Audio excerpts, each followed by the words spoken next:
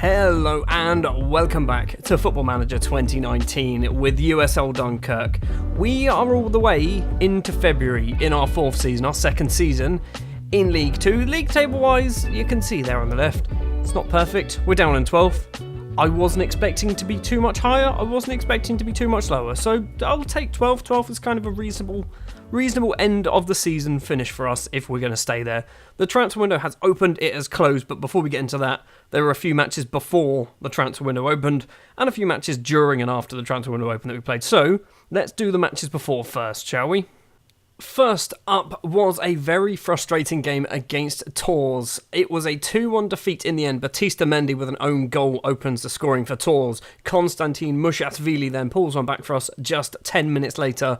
Goes all the way through to the 85th minute. Substitute Christopher Glombard gets the winning goal. This was a match that we should not have lost. We were doing okay, they then scored a complete fluke goal right near the end of the game, and we end up dropping we dropped a point really, didn't we? Or 2 points in this game. We should have picked up a single point from this.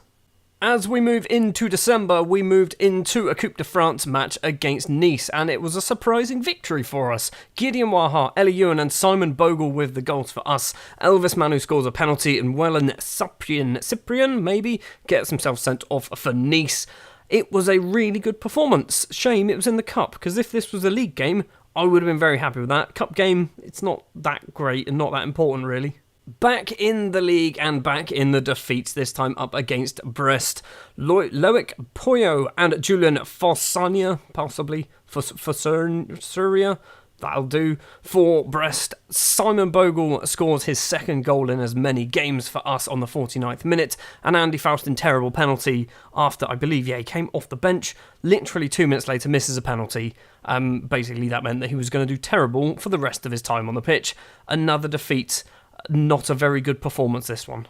We do finally manage to win a game in the league next up against Quevely Ruin. It was a 2-1 victory, an own goal from Aaron Shabola on 9 minutes. Then Julio Deniso scores one for Quevely Ruin on 19. All the way through to the 84th minute, Konstantin Mushashvili gets himself on the score sheet on the 84th minute, giving us the victory. Simon Bogle has had a very eventful last 3 matches, getting himself sent off in this one with 2 yellow cards. And that brings us to the transfer window. There's still about 6 more games that we need to talk about, but now we're into the transfer window. So we're going to go through the business that's taken place. Some of the players that we've sold might have actually played in January. I'm sure you'll work it out. The first of 2 players to leave the club on permanent deals, Togolese central defender Hosu Homowu, a player who, when I signed him, I thought he was going to be a lot better than what he actually was. He's gone to Sudan on a free transfer. It's basically just money off the wage bill. Northern Irish defender Paul Montgomery has gone out on loan to Salford, but he's not playing any games there. We're also paying all of his wages. Basically, he was going to get more football, probably, I was expecting him to get more football at Salford, even on a rotation deal. I think it's rotation, might even be backup. Apparently not. Apparently, he's not good enough for Salford. So Paul Montgomery's going to spend, 4 or 5 months in Manchester or the surrounding area, not kicking a ball.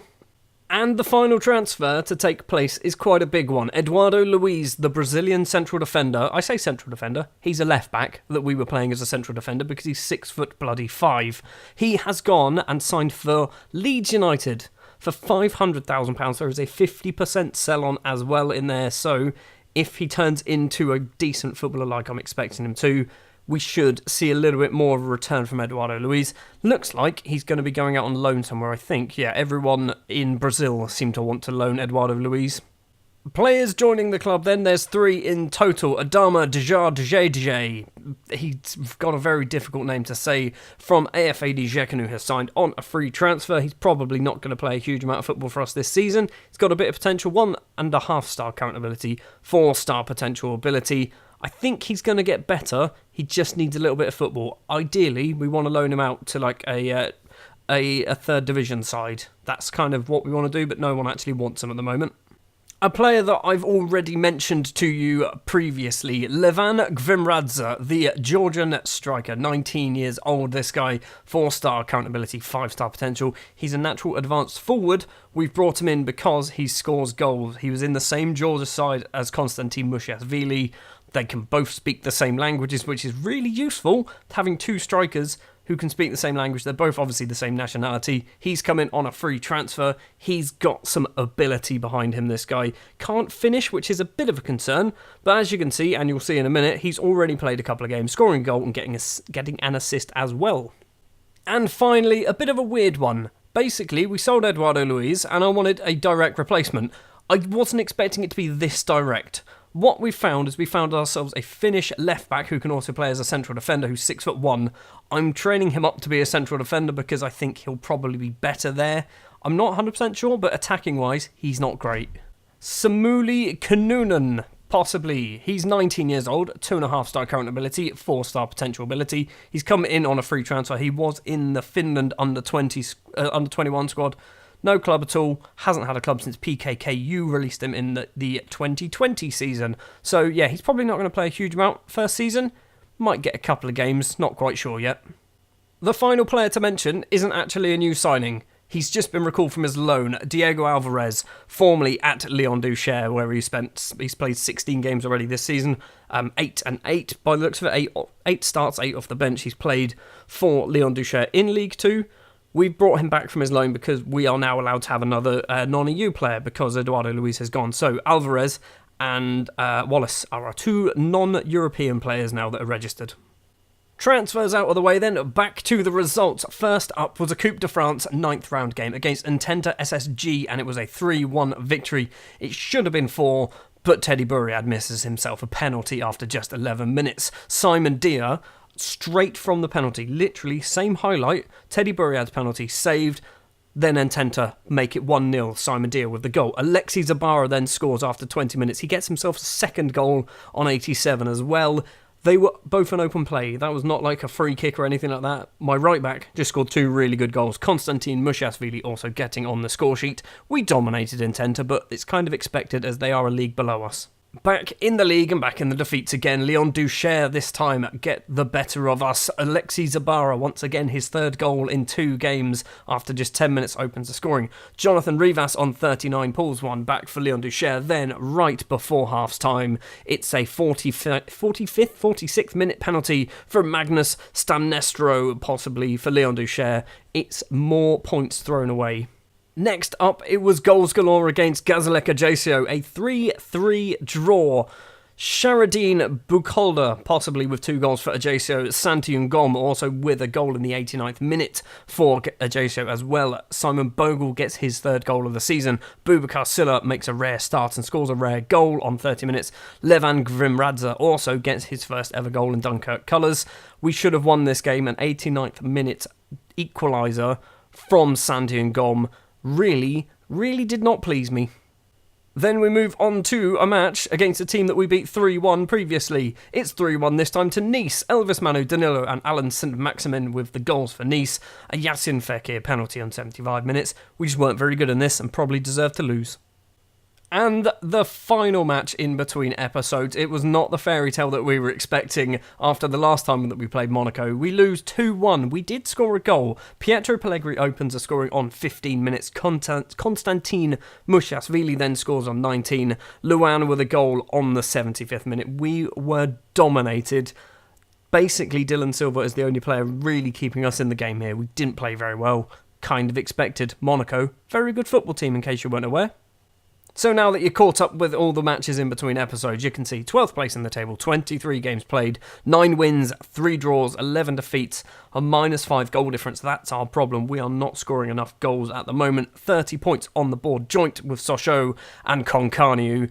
We are closer to the playoffs than we are to the relegation zone. No, we're not. That's not how maths works. We are 8 points above the relegation zone. 3 teams all on 22 points. Tours, Leon Duchère and Paris FC. We are 10 points behind Nancy, who are in 5th place. We're closer to 6th than we are to 18th. That's probably better. We're not closer to playoffs. Playoffs is slightly out of reach at the moment.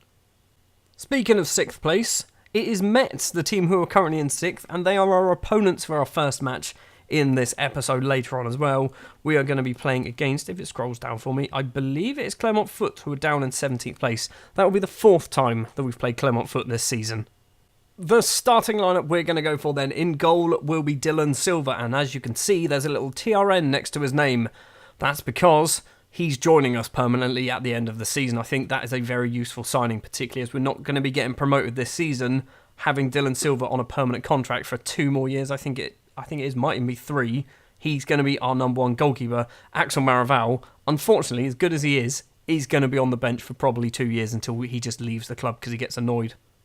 Alexi Zabara, Batista Mendy, Rodrigue Ella, and Catranis. I can't remember what his first name is. Alan. I'm going to go with Alan Catranis as the back four. Gideon Waha will be the defensive midfielder with Connor Coventry and Simon Bogle as the box-to-box midfielder. Bogle is now 3-star as a box-to-box midfielder. He is developing very nicely and very quickly as well. Wallace will be the advanced playmaker with Gvim Radza and Ellie Ewan as the 2 strikers. We do have a little bit of a suspension problem. Mushashvili and Baboy Traore both suspended for the next match, as you can see as well. Batista Mendy and Gideon Waha are 1 yellow card away from getting suspended also. Mets are playing a 4-4-2 and they've got regens. They've got this man in goal. He's 17 and he's probably better than our goalkeeper. He's almost out of contract. We can't do this. Oh, I've tried this before. Yeah, I tried this before and he didn't want to join me. So, yeah, they've got a very good goalkeeper. I think they're probably a very good team. Just in case you weren't aware, we still don't have any physios either. 2 minutes on the clock and already Mets have a highlight. They've gone for goal from distance. It's hit the bar and Emmanuel Riviere, the former Newcastle striker with his 10th goal of the season, has made it 1-0 to Mets after just 2 minutes. That is an absolutely shocking start considering we can't score goals at the moment. That is not what we wanted to happen. We've dropped down to 13th place now. And another highlight on 7.5 minutes. Rodrigue Ella can clear it, but it's not very far. Vincent Till goes for goal, and the Luxembourger dinks the top of the bar and it goes over.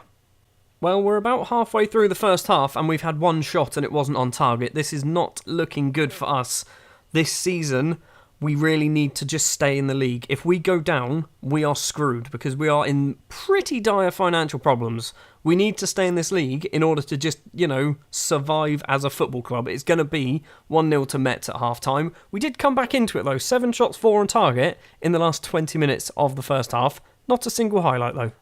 No changes at half-time. We're going to stick with what we've got. Defensively, we're not playing particularly well. Strikers are playing all right. Gvim Radza is on a 6.7. He's probably the lowest. Gideon Waha with a corner for us, number 7. It's Rodrigue Ella. He's hit the base of the post, and Mets have managed to clear the ball. We've still got a chance. No, we don't. There's no highlight happening.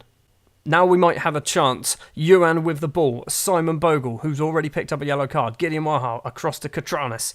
Bogle, once again, the German. Waha to Connor Coventry. Where is he going to go? Runs forward, goes for goal. It was a terrible effort from the Irishman. It is over the bar. I'm going to give him a demand more.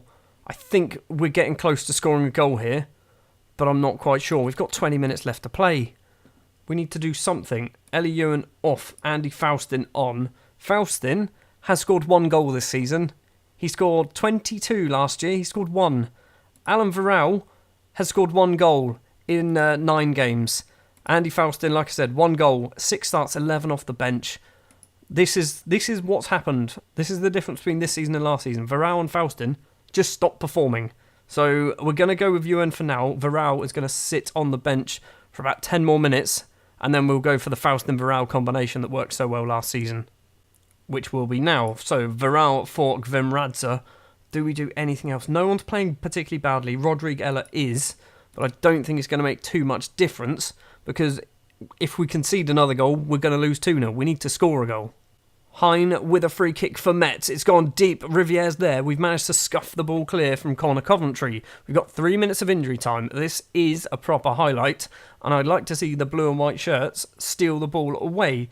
Dennis with the ball, or Denis maybe. Hein crosses in. Catranis heads clear to Cafu, though. Cafu goes for goal. Dylan Silva easily claims the ball, and that does end the highlight. 40 seconds left to play. Probably not a full highlight, is it? Mets now with the ball. Collett to Simon, into Raynov, Diallo, Riviere. I'm going to be annoyed that we've lost to a Riviere goal. I think it's probably the most irritating thing. Collett to Cafu. There's 10 seconds left to play, and Mets are just passing it around. Zabara does win the ball, runs forward over the halfway line. It's going to be too little too late anyway. The full-time whistle has gone at Stade Marcel Tribut, and it's a 1-0 defeat against Mets. And it was their goalkeeper gets a 7.3. I knew he was good. I'm going to give everyone an aggressive team talk, because that fired everybody up. Doesn't matter though, we still lost. Okay, now we're a lot closer to the relegation zone because Paris FC managed to win their game. 25 points they are on. It's 5 points between us and 18th place. Starting to lose touch with the top half of the table, which I don't like the look of. Faustin vows to end goal drought. Following his side's match against Metz, the striker has now played 7 matches without finding a net. And so has Alan Varel. He's now played 10 matches without finding the net. This is the problem. We're not scoring goals. We're not at the Clermont Foot game yet, obviously. A certain Elias has turned up on my radar. 79 scout rating. I'm genuinely tempted. Can I get him? He will join. Right, this is how we do contracts. We do that, we do that. We drop that down to that, because that's basically as low as we can go. And put that as high as possible and see what happens. We're not getting Elias, but I have offered him a trial. So he's going to be here for a week and see what happens. He might suddenly turn up and realise he wants to join us for a lot less money than he actually wanted. Well, Elias is here, and he's very good. He's very good. Right, we're going to have to try this again. He wants a 30% yearly wage rise. We're doing it. We're doing it. I don't think I can get that any lower. So we're going to have to go with that. So he's only on £1,900 a week. The recommended limit is £95 a week. I think the French leagues are a little bit broken on my save, which really isn't good considering we're in the French leagues. Well, this was a bit unexpected. He's actually joined already. So, because he was on a free transfer, we were still able to sign him. Elias, because I can't register you, you're going to have to just go out on loan, unfortunately. Match number 2 then of the episode. It's probably going to be a very long episode, and I apologise for that because there's been a lot of transfer business going on. 17th place Clermont Foot. This is a 6-pointer. We really do need to win this. 2 teams both in woeful form. They are slightly better form than us with 2 draws in their last 5. We've got 1 in our last 5. This is not good. We've dropped down to 14th as well because Queverly Ruin won their game in hand. A defeat here could see us drop all the way down to 16th place in the table, and Clermont Foot will close the gap as well. Really do need to win this one. The starting lineup then is very similar to the last match. Dylan Silva in goal, Zabara, Mendy, Ella and Katranis as the back 4, Gideon Waha as that defence midfielder with Coventry and Simon Bogle as the 2 central midfielders. Wallace will be just behind the strike partnership of Eli Ewan and Konstantin Mushiasvili, the 2 players who do score a lot of goals for us, but they kind of have been on a bit of a goal drought. I think I do rotate my strikers too much. I think I've got a lot of strikers now at my disposal, so I do like to try and get them all playing, which probably not for the best. If we stick with the 2 proven strikers, Eli Ewan and Mushiasvili, who've got, 16 goals between the pair of them so far this season, maybe we'll score some more goals. The good news is Clermont Foot don't have a regen goalkeeper who's amazing, so hopefully we might be able to score some goals in this one. The first highlight of the game is taking a lot longer than usual. It's gone all the way back to Dylan Silva. Forward to Batista Mendy, the central defender on loan from Nantes. Forward to Eli Ewan, the striker on loan from Nantes. Straight at the keeper, Pryor, who does make a save, but we've got a corner after just 41 seconds. Gideon Waha, the Ghanaian, to the back post. Pryor fists it clear. Simon Bogle now, the ginger German, gets tackled, and now Clermont Foot can break down the right-hand side with De Frutos. Keeps going. Number 6 tries to get round Katranis, can't do it, wins a throw-on. 4 minutes on the clock, and Clermont Foot into our area. It's not very well cleared. Gideon Waha can't clear it either. What is going on? This is an absolute shambles. I'm so glad that they have not scored that. We had about 4 chances to clear the ball, and we didn't do it at all. Corner comes in, Mendy can clear it, it's still not cleared fully. Wallace, now the Brazilian, plays across to Alexei Zabara, the Russian and Ukrainian, who can just basically end the highlight apparently. Throw on for Clermont Foot deep in their own half. Mustafa Iga, forward, keeps running with the ball, plays it forward towards the halfway line, back to De Frutos. Holds up play and plays it all the way back to the central defenders. We need to really close them down. Eli Ewan does close down the goalkeeper. Kind of, maybe, eventually. And the keeper then kicks upfield. Katranis heads forward. Not a good header, but we do win the ball. Mushiasvili forward. Eli Ewan into the area. Goes for goal. Forces another save out of the goalkeeper. And we do win another corner. Waha to take the corner. Where's it going to go this time? Rodrigue Ella is there. Batista Mendy is there. His first ever goal in Dunkerque colours puts us in front against Clermont Foot. We need to start taking advantage of these corners because I think we're getting a lot of them and we just never score from them. Last season, Alan Varel was an animal from corners. We need our central defenders to be stepping up and scoring some goals. Perez with a free kick for Clermont Foot. Dylan Silva just about saves it. Simon Bogle clears. That was lucky. 15 and a half minutes on the clock. It's been a very action-packed first half of football. Dylan Silva with the ball. Keeps running all the way across to Zabara. Back to Batista Mendy, the goalscorer. Tries to find Eliu, and it's gone all the way through to Mushashvili and Konstantin Mushashvili, the Georgian, not quite international yet, gets his 8th goal of the season. We are 2-0 up now in this 6-pointer. That goal has moved us up to potentially 10th place in the table. It is so close in the middle of this league, it's worrying. Silva to Rodrigue Ella, a player who I want to start scoring some more goals. Forward to Bogle. Number 23, across, Katranis with the ball. He plays it forward, Mushashvili's running onto it. He's got Eli Ewan in there. If he wants to use him, he goes for goal himself a couple of times and hits it wide of the post. This is a much, much better performance than the performance against Metz, isn't it? We are getting a lot of the ball, we're getting some decent chances, decent highlights as well. We are now, 7 points behind playoffs if it stays this way. The teams in the playoffs, weirdly, not seeming to win. Batista Mendy didn't like what my assistant manager had to say. Let the boys go out there with clear minds. We don't need to address anything. Probably why he was a bit annoyed. It's been a long time coming, but finally we've managed to pick up an injury in a match. It's a foot injury for Simon Bogle. That's probably going to be a very long time out for Simon Bogle, right? Swap you two over. Gideon Waha now as that box-to-box midfielder, a position that he played a lot last season. Or was he the Carrilero? Anyway, he played a lot last season, scored a lot of goals as well. Maybe he can get himself another goal in this match as well. On the hour mark, Waha with a corner. It's not a great corner. Ewan tries to find Wallace. Traore now. Rodrigue Ella. Connor Coventry. Rodrigue Ella once again. Katranis is there. It's not. It's Mushashvili with the ball. Takes it round his man. Tries to curl it into the top corner. Is very unlucky but hits it over the bar. Silva with a goal kick to Rodrigue Ella. Ella now just stands with the ball. What's he going to do?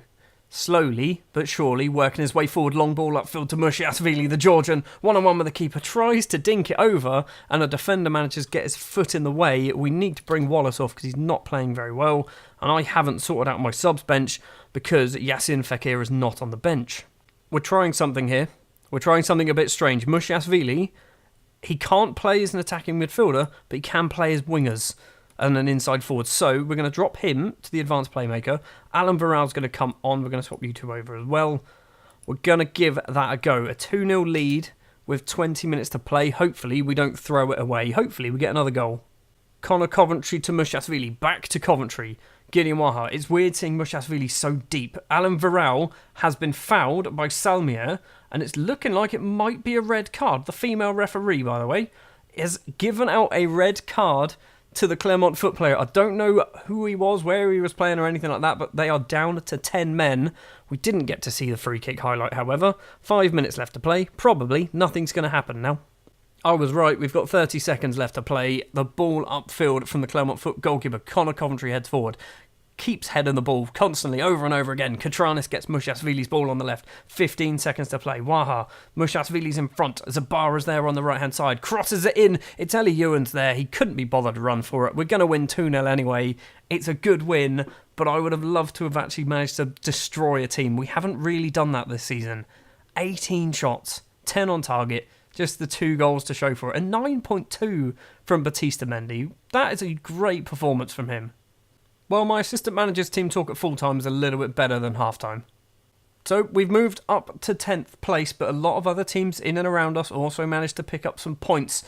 We are now joint 9th place with Stade Reims and also Gazaleka JC. Valenciennes just 1 point behind.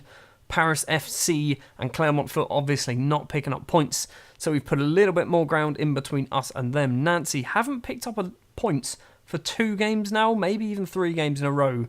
So Nancy are looking a little bit questionable. Hold on, nope, they're not playing yet. They're playing Metz possibly tomorrow, or maybe Tours.